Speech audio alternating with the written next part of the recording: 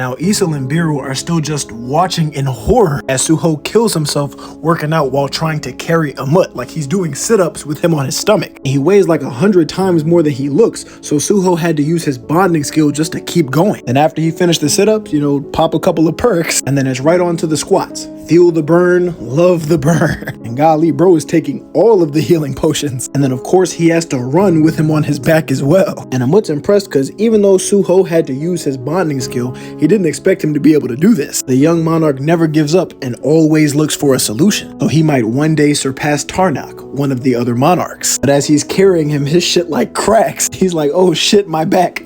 I need a potion. Give me a potion. And then when they finally finish the workout, he unfuses with Gray, and both of them are just on E because bro put them through the ringer. But hey, at least the shit is finally over. And he says that shit was hellish as he checks to see what his rewards are, and he boosted his strength by 1 and physical defense by 60%. Then it cuts to Biru just tucking him in bed because he passed out as soon as they got back to the crib. But now that I finally have some personal time, I can watch some TV. But the first thing he sees is that the Hunter Association made a new regulation, some new rule put in place after the airport incident. Like usually the possession rights of field type dungeons have been given to private guilds and they benefit greatly from it. But because of what happened at the airport, the association is coming against the Grim Reaper Guild because they possess a bunch of these high-ranking dungeons. And that's when it cuts over to Lee Min-sung getting the news. And he's like, what the hell is this? And the association came to tell him personally that y'all have too many field type dungeons, and we can't just let this be, knowing how much damage they can cause. So they're calling for them to complete one of the field type dungeons,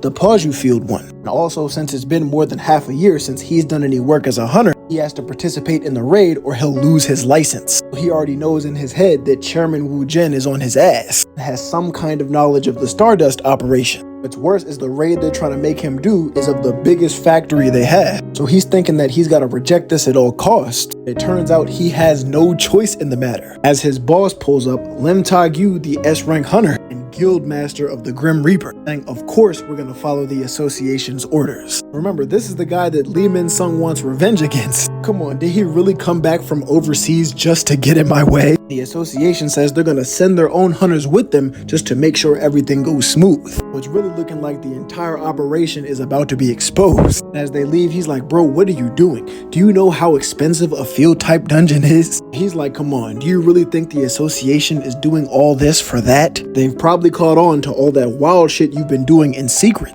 Didn't I tell you not to underestimate them? Not only did you ignore my warning, but you also dared to use the guild members as you pleased in my absence. Now Lee Min-sung, do you still think I'm that driver who cleans up your shit? And remember, he's a S-rank hunter, so just flexing his presence got him shitting his pants. But then his phone goes off with a notification saying there's a new S-rank hunter that appeared in Korea. And he's gonna head over there to try and recruit him. And as he leaves, he says you might still be able to turn things around, so do your best to clean this mess up. He's just over here stewing like, what?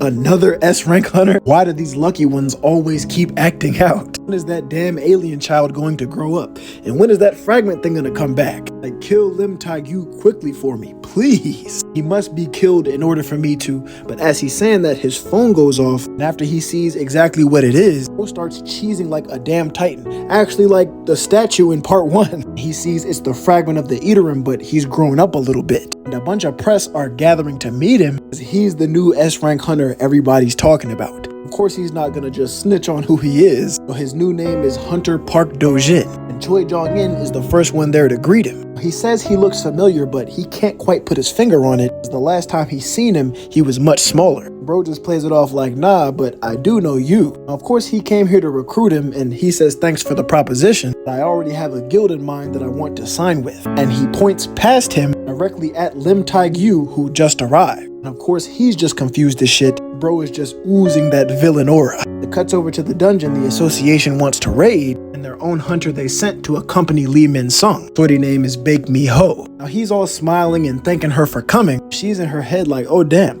no wonder he's an actor. He's lying like shit and he's good at it. She's the one who's been spying on him and seeing what's going on. But even though he acts nice on the outside, she knows he's rotten in his core. But it's all good. Everything he's done is about to be exposed. I'll peel off that mask of yours with my own hands. There is one unexpected variable, and Oh no, she's actually cooked, I'm not gonna lie. Did not expect him to be joining on as a part of the raid. And these two are just standing next to each other all ominous and shit. She feels confident in something she can rely on if something goes bad. In reality, there's no way she's standing up to the Eaterim. But as they're all about to head in, we see that a certain someone has snuck in as a part of the excavation team, so she might end up being alright.